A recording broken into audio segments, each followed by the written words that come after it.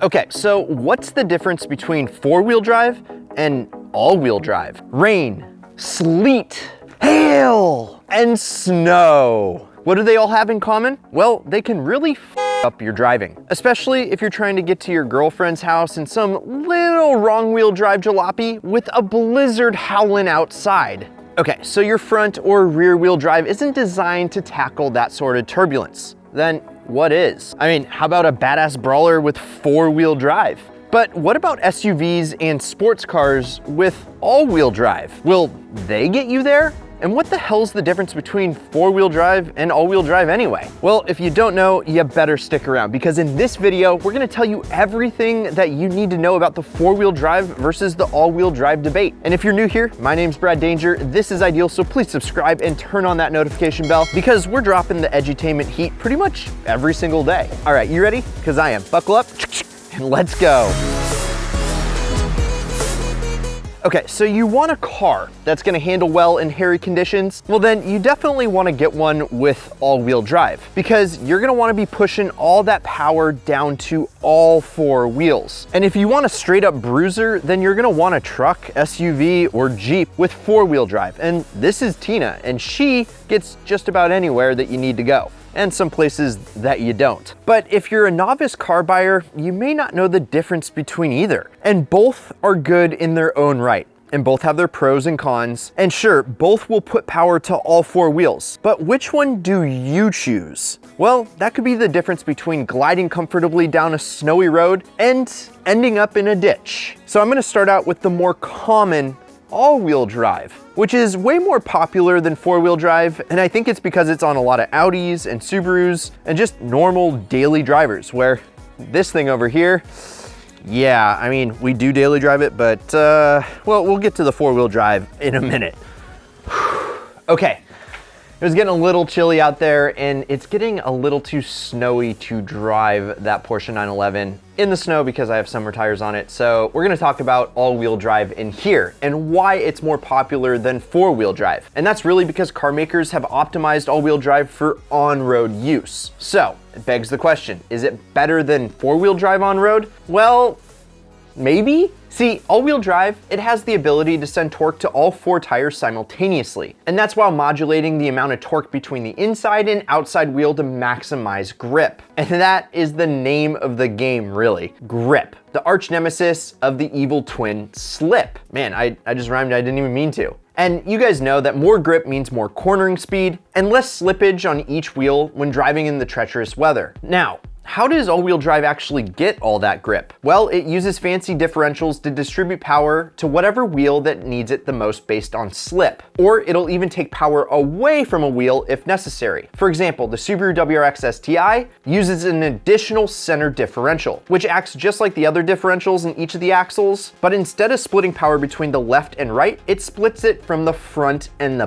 back. And with an STI, you can choose your front to rear torque split. So if you want it to be rear wheel biased, just scroll that thing back and feel the driving dynamics change completely. But not every all-wheel drive has full-time all-wheel drive or have a trick 3 differential setup like the STI. The other type of all-wheel drive system is called automatic all-wheel drive, and it ditches the center differential, and instead the automatic all-wheel drive uses a transaxle to power one set of wheels. And that's while the drive shaft moves power to a differential on the opposing axle. This setup has some serious pros and cons, since the transaxle powered wheels get most of the power, which means it only gets the benefits of all-wheel drive in low traction situations. The full-time all-wheel drive, on the other hand, can put equal power to all four wheels. Another good thing about automatic all-wheel drive is that it takes up less space and allows the car to run more efficiently when running exclusively through its transaxle. So if you're as confused as I am about what I just said, don't worry. The main point is that even among only all-wheel drive systems, there are some major differences in bad weather performance and MPGs. But what about four-wheel drive, like on the Jeep? Yeah, I bet you're imagining this. Or maybe this. Yeah, it really is nice sometimes seeing trucks and Hummers used for what they were actually intended for. And if you're enjoying this video, smash that like button for the YouTube algorithm. Because no, I don't mean dominating 3 parking spaces at once, which some Hummers are good at as well. You see, four-wheel drive vehicles are designed to take on some of the most challenging terrain on the planet. And that is, of course, if you give yourself enough ground clearance and some proper tires, because that is what meets the road, or the dirt in this case. But did you know that cars or trucks with four-wheel drive generally don't use the four-wheel drive all the time? Yeah, no matter how many 4x4 badges manufacturers throw at you, your Brodozer probably isn't driving all of its wheels all the time. So unlike all-wheel drive cars that constantly power all four wheels, most four-wheel drive systems are turned on by turning either a knob or pushing a button or shifting into it. And maybe if you're Doctor Strange, you can do it with your mind. So why isn't four-wheel drive powering all four wheels at the same time? Are you being deceived by your Jeep?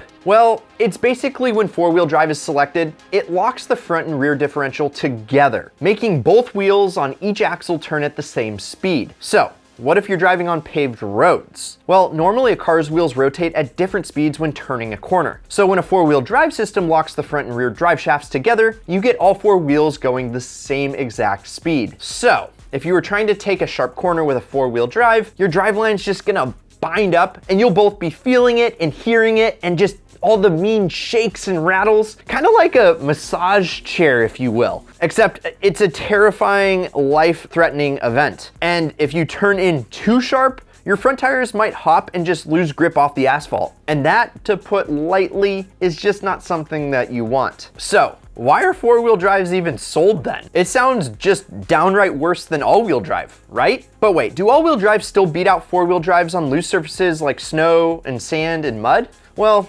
no, not exactly. In four-wheel drive, the locked up axles actually provide more grip than all-wheel drive. But won't the front wheels on a four-wheel drive vehicle just kind of hop around like the Energizer Bunny? Well, no, they don't actually. Instead of hopping around, the front tires are actually able to lock together with the rear tires. So they move around more freely on not so solid surfaces. So while you might just confuse your fancy all-wheel drive differential in snow, sand, and mud, your four-wheel drive vehicle will just lock together and trudge right through it. That's why you see four-wheel drives in off-roading monsters like the Jeep Grand Cherokee Trailhawk or the Ram 1500 Rebel. However, there are capable front and rear wheel drives for the avid off-roader, like this Mark 7 GTI or this Porsche 911 Safari.